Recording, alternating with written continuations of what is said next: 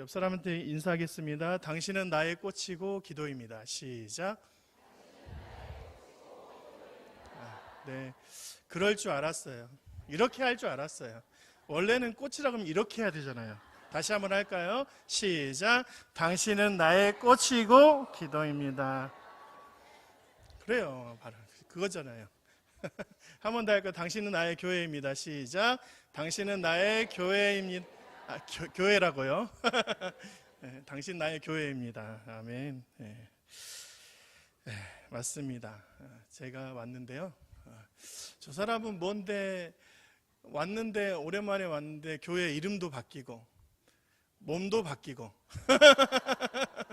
1년 만에 왔는데 교회 이름도 바뀌고 몸도 바뀌고, 또 1년 후에 불러주시면 뭔가 바뀌겠죠. 할렐루야. 기도 많이 해주세요. 목회가 힘들더라고요. 이것은 힘든 거의 표현입니다. 네, 저희 이제 산돌교회에서 너무 잘해주셔갖고 처음 교회를 개척하고 5년 되어서 큰 사랑교회와 합병을 한 후에 지금은 이제 성도 일반 이제 작년 성도 한 100명과 또 주일학교 50명 정도 되는 교회 이제 사역하면서 이렇게 돼버렸어요. 네, 여러분들의 은혜이고 여러분이 기초를 너무 잘해주시고 또한 산돌교회를 통해서 하나님의 은혜가 저희 교회에 있어서 이렇게 귀한 사역자로 되어질 것 같습니다. 교회가 뭐 어떻게든 바뀌든 여러분이 저에게 주신 은혜가 있기 때문에 언제든지 어디에서 죽을 때까지 사역할 거라고 믿습니다. 아멘. 네. 복음은 나이가 들지 않습니다. 네, PPT를 제 얼굴은 이제 위화감이 드니까 이제 이 글을 보세요. 우리는 언제나 영원한 것에 관심이 많잖아요. 그래서 구원을 받고 하나님의 백성이 된 것 중에 가장 큰 축복은 영원하신 하나님의 성품을 닮아서 영원함으로 나아가는 것이죠. 태초에 인류는 죽지 않을 인생으로 태어났다고 성경은 기록합니다. 성경은 시작을 우리가 볼 때 죄로 인해서 에덴에 쫓겨난 인류로 시작한 것이 아니라 하나님께서 지으신 바 모든 창조물의 귀한 존재라 하여 보시기에 좋았다라고 말씀해 주셨어요. 그래서 우리가 서로에게 꽂히고 기도인 것이죠. 그 중에 인간의 심히 좋은 작품으로 주셔서 하나님께서 허락하신 귀한 모습으로 존재로 살아가는 것입니다. 말씀 한번 볼까요? 한번 창세기 2장 7절 말씀 읽어봅니다. 시작. 여호와 하나님이 땅의 흙으로 사람의 모양을 지으시고 생기를 그 코에 불어넣으시니 사람이 생명이 되니라 했습니다. 하나님께서 땅의 흙으로, 이 흙이라는 단어는 히브리 아파르이죠. 먼지입니다. 우리가 이렇게 만지는 흙이 아니라 떠다니는 먼지예요. 그 먼지를 이끌어내셔서 그것을 사람의 모양으로 지으신 하나님의 권능도 대단하지만 그 가운데 생기를 부어넣어서 생명, 성령의 사람으로 네페시로 만드시는 하나님이 더 대단한 것입니다. 그래서 우리가 창조될 때는 네페시, 생명의 존재로 영원히 사는 존재로 태어났습니다. 죽지 않을 인생이죠. 성령의 생기를 받아서 하나님께서 주신 그 성품으로 살아가기 때문에 우리 절대 죽지 않을 존재였는데 우리에게 죄가 들어온 것이죠. 인간인 아담이 자신의 아내와 사단의 유혹에 넘어가서 선악과 열매를 따먹을 그 시점, 불순종의 죄, 말씀을 어기는 교만함의 죄를 짓고 그때부터 성령으로 호흡하는 우리의 사람이 다시 흙으로 돌아갔다 그래요. 한번 읽어볼까요? 다음 페이지 시작. 내가 흙으로 돌아갈 때까지 얼굴에 땀을 흘려야 먹을 것을 먹으리니 내가 그것에서 취함을 입었음이라. 너는 흙이니 흙으로 돌아갈 것이니라 하시니라. 이 흙은 뭐라 그랬어요? 먼지. 히브리어로 와우. 먼지예요. 다시 생명이었는데 먼지로 돌아간다는 것입니다. 죄를 지으면 영원히 사는 것이 아니라 소멸돼 버린다고 얘기를 한 것과 마찬가지인 것입니다. 성령으로 호흡했던 것이 세상에 들어가 죄가 우리 가운데 오면 그때부터 우리는 점점점 소멸하는 인생으로 되어지는 것이죠. 그리고 나서부터 인간은 죄로 죽을 유한한 존재, 영원한 생명에 대한 간절함을 생기기 시작한 것이 인류의 모습인 것입니다. 한계가 있습니다.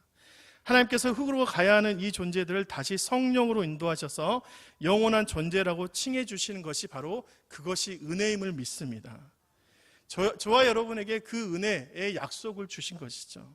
누구를 통해서 주셨어요? 예수 그리스도를 통해서.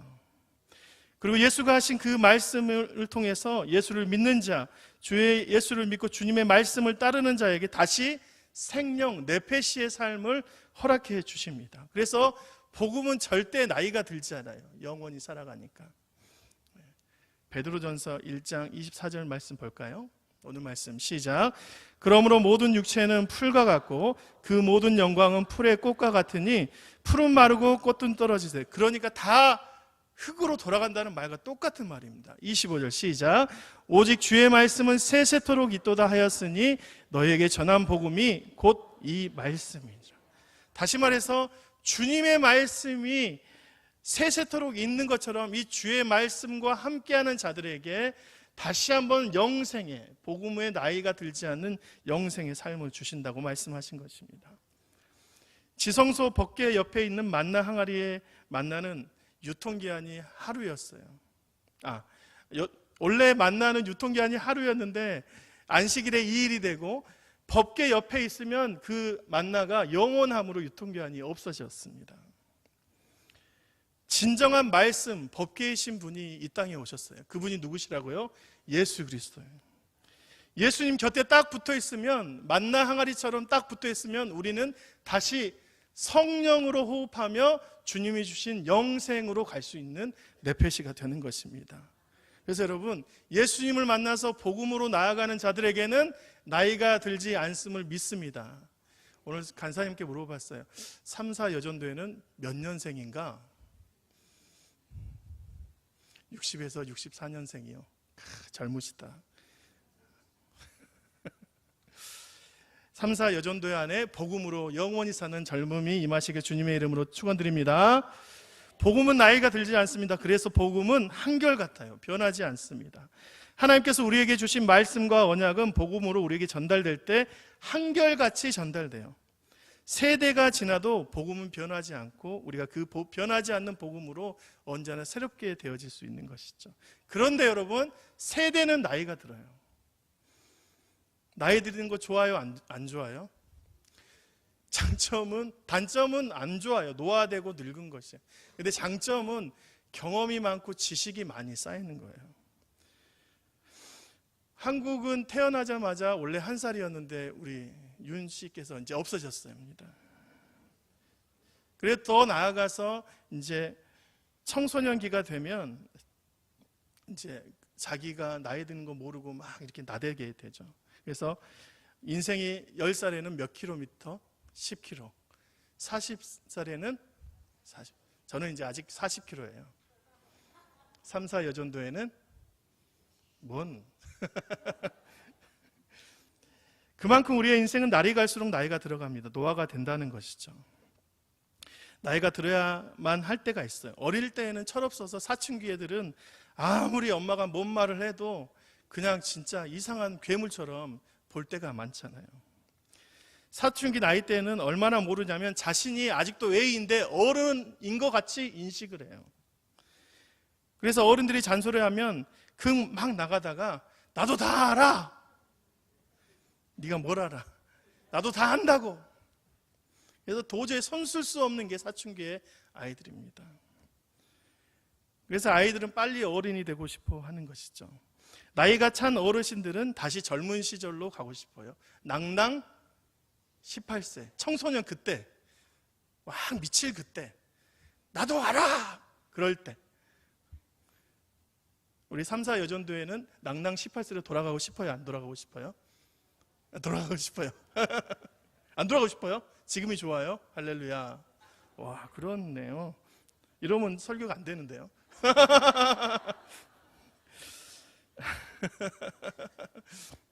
나이가 들면 들수록 이런 모든 과정을 다 겪고 나니까 경험이 쌓이고 지식이 쌓여서 사람들을 보기에는 안정적입니다. 그래서 장단점이 있는 것이죠.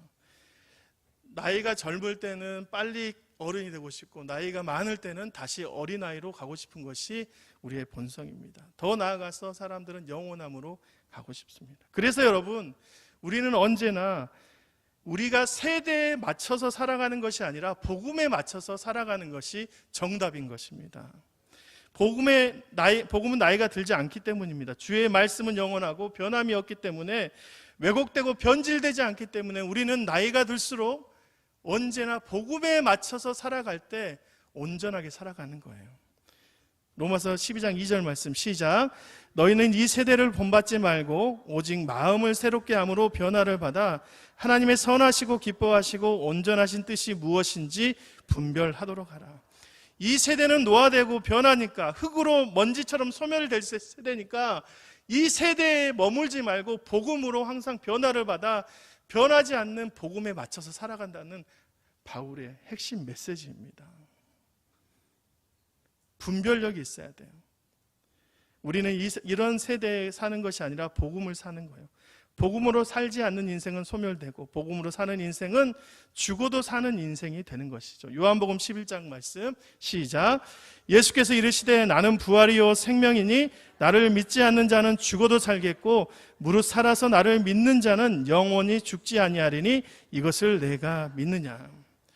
예수 안에 거하며 그 복음으로 사는 자들은 죽어도 사는 역사가 있음을 믿습니다. 왜냐하면 예수님이 우리의 만나 항아리이시거든요. 법궤이시거든요. 영원히 죽지 않는 말씀이시거든요. 영원한 인생이 예수 그 복음의 역사에 있음을 믿습니다. 이 세대는 나이를 들어서지만 주님은 우리를 복음으로 영원히 살게 하실 것을 믿습니다. 그래서 교육과 비전은 언제나 젊어져야 됩니다. 다음 페이지. 어떤 단체나 교회에 가면 교육은 대상자가 지정되어 있어요. 그런데 여러분, 개척교회는 지정되어 있을까요? 이제 이 산돌교회는 뭐 드림 1, 2부가 있고 막 아동부도 있고 막 그렇잖아요. 개척교회 같은 경우는 그렇게 나눌 수 있는 사람이 없어요. 그래서 청소년부터 이게 청소년, 아동부, 유치부, 영아부 해서 부서가 4명이지만 인원은 3명, 2명일 때가 있어요. 아무리 끌어내도 부서의 숫자보다 사람이 적게 될 때가 있어요. 그래서 고민이 많았습니다. 그런데 함께 개척 기간에 시작했던 어떤 집사님이 이제 교육학을 전공한 집사님입니다.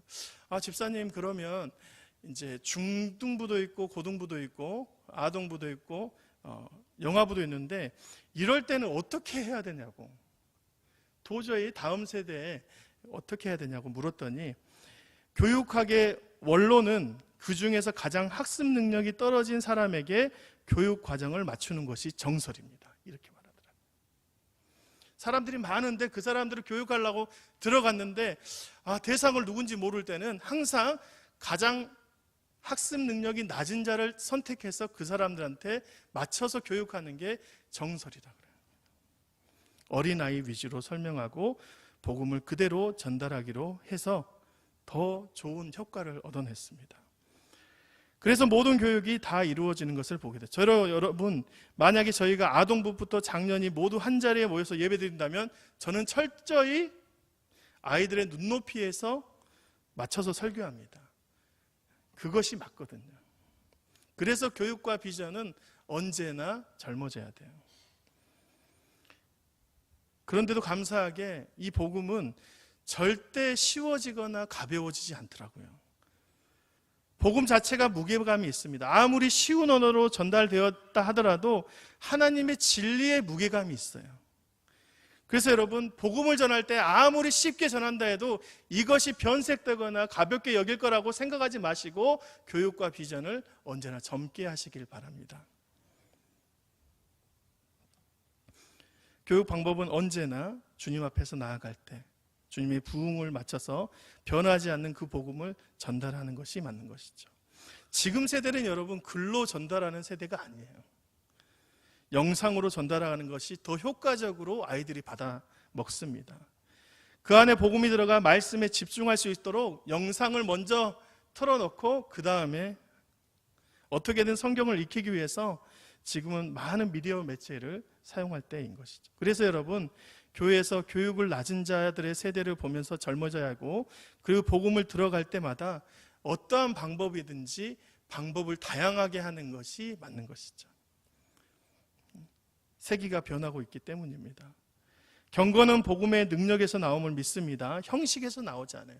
그래서 수많은 형식을 갖다 넣어도 복음이라면 절대 가벼워지지 않음을 믿습니다. 구약과 신약에서도 하나님께서 그 모든 상황과 환경을 다 맞춰서 주 예수 그리스도의 복음을 맞춰서 설명했다는 것입니다.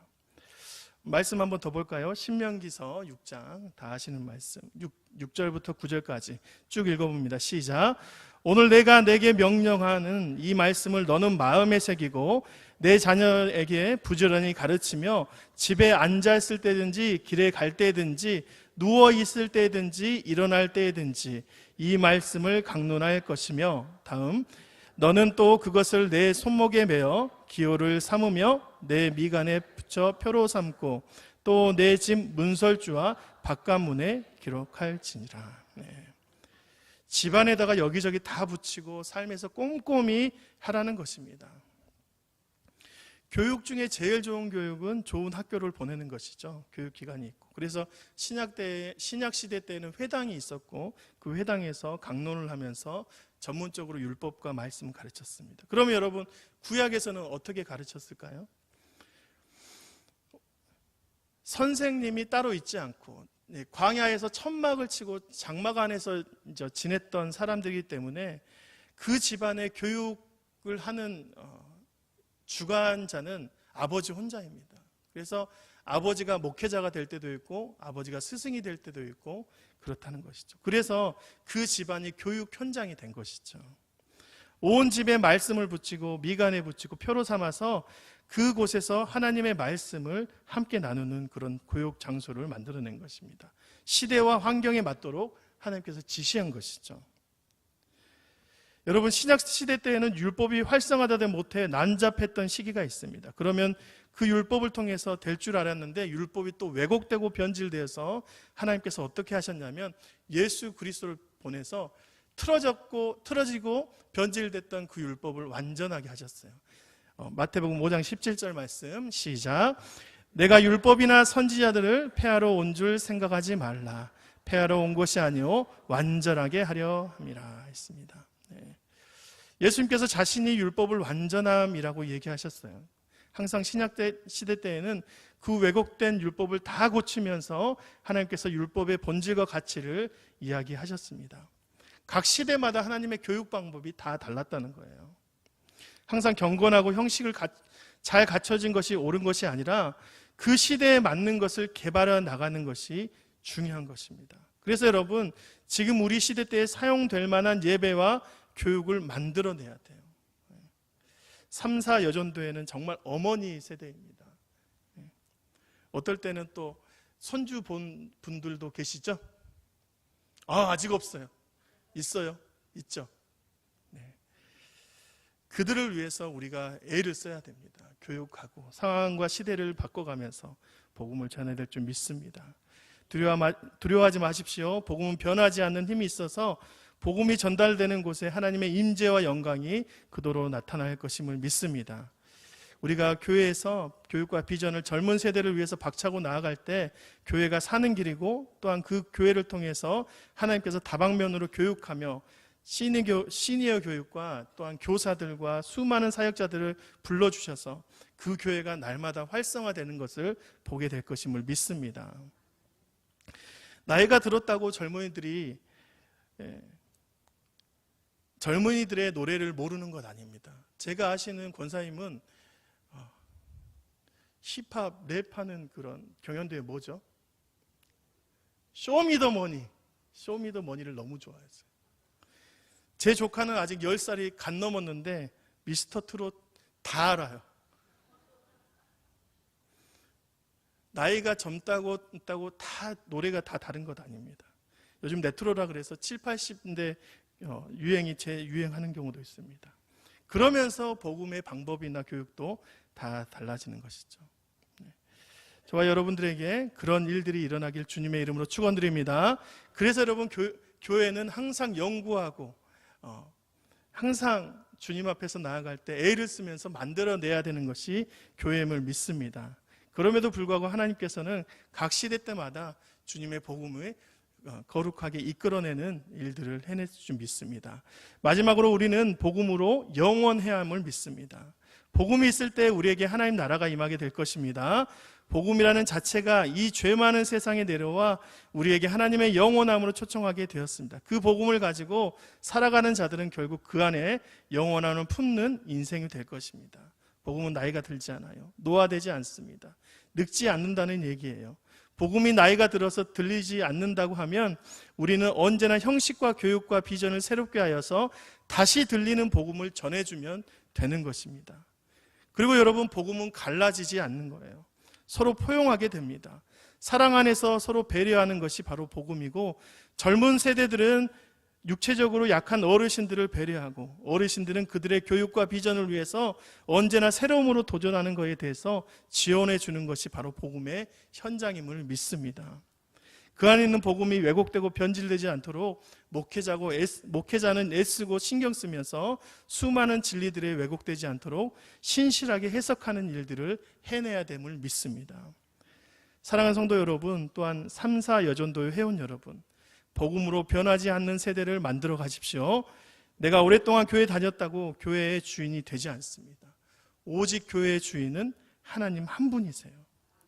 하나님께서는 영원히 사시는 가장 젊으신 분이십니다. 믿습니까?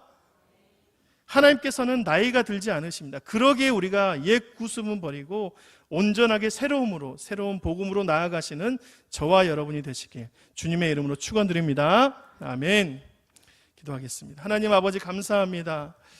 영원한 복음을 가지고 살아가는 생명 넷페시가 될 수 있도록 인도하여 주옵소서.